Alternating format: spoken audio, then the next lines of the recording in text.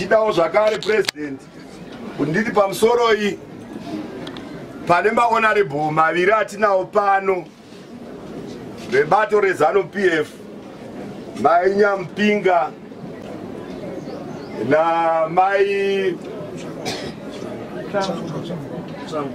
Mutsvangwa. Mutsvangwa ndio vamunoverengawo manewspaper vaya.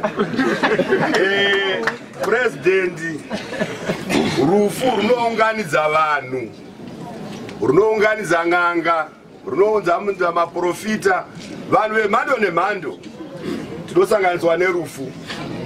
Chinhu chandadada nacho pano president ndechekuti isu semusangano tiri vanhu vane tolerance ende tiri vanhu vanoda kuti ticheme tiri pamwe chete nemhuri yese nevanhu vanenge vachishanda vese. Vamwe mungada kushamisika kuti vezanu vavinge pano ndo zvinonzi rufu izvezvo, handiti ndizvo?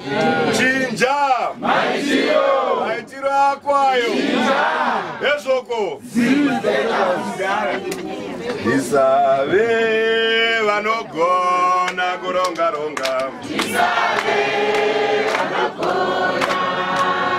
isave vanogona kuronga ronga,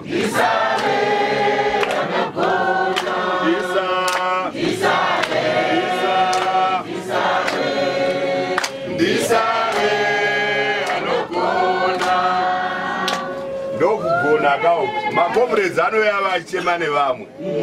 Danga iri pati yazvo zvaenda kutisa demo pano kuti muri kudei panapa totoimba ndiwe wakauraya hazina mhosva uchazviona.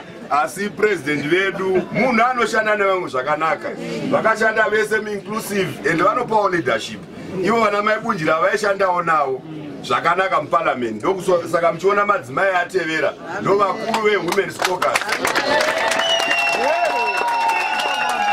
Ndisikati kupedza nguva president ndibvumidzei undisumudze chairman wedu